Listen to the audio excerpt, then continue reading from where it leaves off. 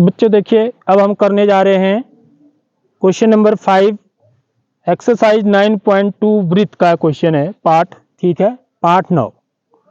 क्या कह रहा है क्वेश्चन देखिए, एक आपको ऐसी आकृति दी गई है, वृत्त बनाया हुआ है।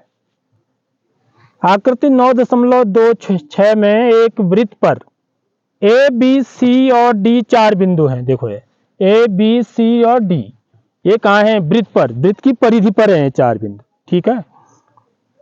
ए सी और बी डी, ए सी और बी डी एक बिंदु ई पर प्रतिच्छेद। ये बिंदु क्या है बच्चों? इस बिंदु का नाम ई है, यहाँ पर ये बिंदु का नाम, ठीक है।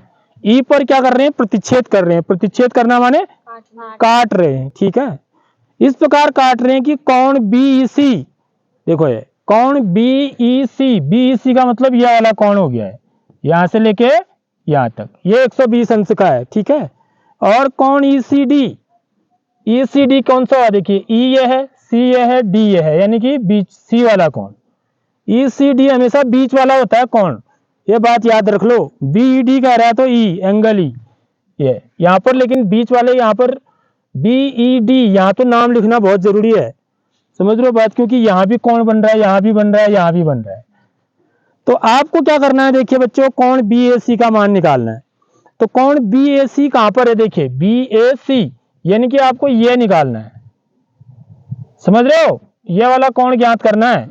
तो सबसे पहले चित्र में ये समझ लेना चाहिए कि मुझे करना क्या है, क्या चीज मेरे को 130 अंश है, ठीक, सही बोला आपने, ये 130 अंश है, ठीक। तो ये कोण मेरे को निकालना है, तो मैं इसको कैसे निकालूंगा? ठीक है, अब मेरे पास दी क्या क्या चीजें हैं, उन पर मैं जरा गौर से देखूं,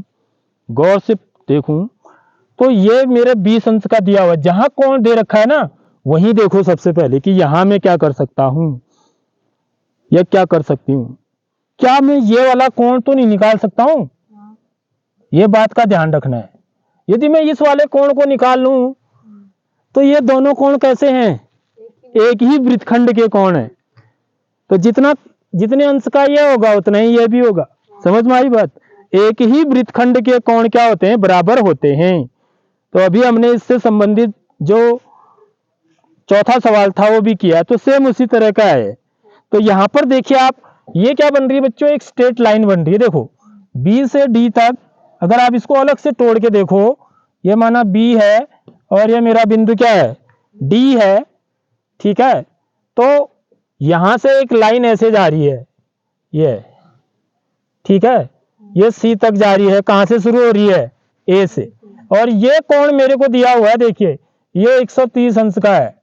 तो ये कोण मैं निकाल सकता हूं नहीं?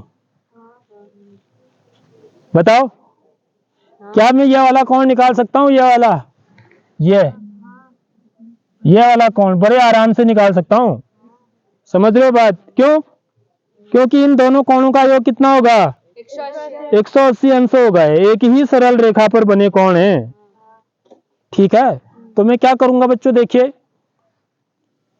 कोण 130 अंश, ठीक है। तो इस चित्र में हल, इसको आप सीधे ही लिख दो 130 अंश। कौन सा कोण है वो मैं नहीं लिख रहा हूं, आप बीईसी भी लिख सकते हो, जो दे रखा है इस कोण को बीईसी है। तो कोण बीईसी धन कोण, इस कोण को क्या बोलेंगे हम बच्चों? बताओ तो इस कोण का नाम क्या बोलेंगे? हाँ, सीईडी बोलेंगे, ठीक है। या डीईसी भी बोल सकते हो, समझ रहे हो बात? डीईसी भी बोल सकते हैं, सीईडी भी बोल सकते हैं, लेकिन इसमें खाली कोण ही नहीं लिखना पड़ेगा आपको, समझ रहे हो? क्योंकि ई के साथ तो बहुत कोण बन रहे हैं, ये भी बन रहा है, ये भी बन रहा है, ये भी है। तो इसलिए इसका जो है ना, नामकरण बढ़िया करके करना है। इसको कोण सीईडी या डीईसी कुछ भी लिख सकते हैं आप, सीईडी लिख देता हूं मैं, ठीक है। यानी कि ई बीच में आना चाहिए। बराबर कितना होता है? 180 अंश होता है। क्यों होता है?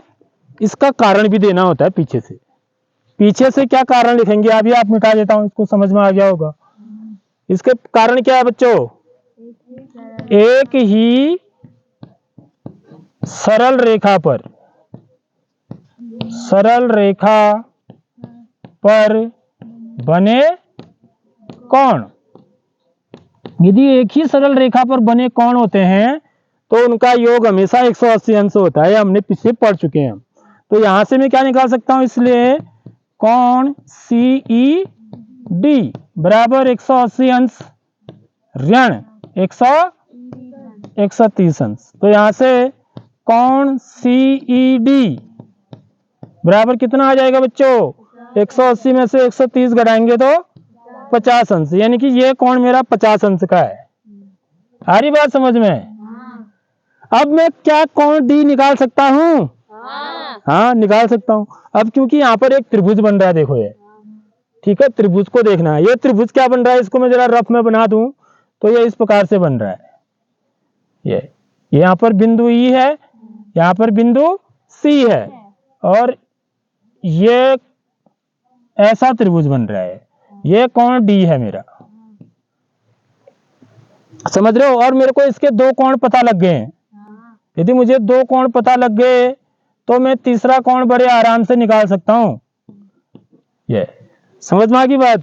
तो कोण D कितने अंश का होगा? मौखिक सवाल है, ऐसे है, समझ रहे हो? तो कोण D कितने अंश का हो जाएगा? 50 और 20 70। 180 में से 70 कम कर देंगे, 110 अंश का। तो ये कोण 110 अंश का हो जाएगा। तो ये कोण 110 अंश का, तो ये भी कितने का होगा? 110 अंश का। समझ रहे हो बात? क्योंकि एक ही वृत्तखंड के कोण है। ठीक बात, समझ में आ गई बात? अब यहाँ पर देखो जरा, लिखने में थोड़ा सा लंबा हो जाता है, नहीं तो आप मौखिक इसको कर सकते थे। ये 130 अंश, ये सरल रेखा बन रही है, इसका और इसका योग 180 अंश होगा। ये 50 अंश, ये 20 अंश, तो ये 110 अंश, तो ये भी 110 अंश। देखो मौखिक है नहीं सवाल। लेकिन हम लिखने का तरीका होता है। अब लिखने का तरीका क्या होता है? अब आप त्रिभुज, कौन सा त्रिभुज है हमारा है, इस त्रिभुज को क्या नाम दे सकते हैं हम? DEC। समझ में आ रही बात? या CED भी कह सकते हो। त्रिभुज CED में, ठीक है। अब इन तीनों कोणों के नाम लिखिए आप। जो कोण एक तो मेरे से पूछा जा रहा है, जो कोण क्या पूछा जा रहा है बच्चों? ये कोण तो इधर पूछा जा रहा है, ठीक है, BAC पूछा जा रहा है, तो मैं उसको नहीं देखता हूं, मैं लेता हूं EDC। कोण EDC धन, इस वाले कोण को क्या बोला है? ECD बोला है, ठीक है। इसको क्या बोलेंगे? कोण ECD ही बोलेंगे हम। देखो इस त्रिभुज को यदि लें तो ECD बोलेंगे ना। धन कोण, ये वाला कोण, इस वाले कोण को क्या नाम दिया हमने? CED बराबर 180 अंश। त्रिभुज के तीनों अंतः कोणों का योग 180 अंश होता है। तो यहां से कोण EDC मेरे को निकालना है। तो कोण EDC धन, ये कोण मेरा निकल चुका है। कोण ECD कितना अंश है? 20 अंश। धन कोण CED कितना है? 50 अंश बराबर 180 अंश। समझ में आ गई नहीं आई बात? तो इसको मैं मिटा देता हूं क्योंकि अब नीचे जगह नहीं बची है, तो यही किया जाएगा इसको। ये 180 अंश है, हाँ, तो यहां पर मैं लाइन डाल लेता हूं।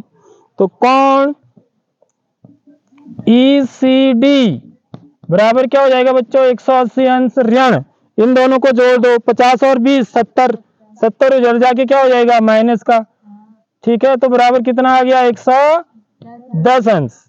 तो अब मेरे से जो कोण पूछ रहा हो, तो कोण BAC किसके बराबर होगा बच्चों? कोण EDC के बराबर, या EDC कहो या BDC कहो, एक ही बात है। समझ में आ रही बात? EDC किसके बराबर है? BDC के ही बराबर है। कोण BDC ये कितने अंश का होगा? ये भी 110 अंश का हो जाएगा। आप नीचे क्या लिखेंगे? कारण एक ही वृत्तखंड के कोण, वृत्तखंड के कोण, एक ही वृत्तखंड के कोण क्या होते हैं? बराबर होते हैं। आई बात समझ में बच्चों? है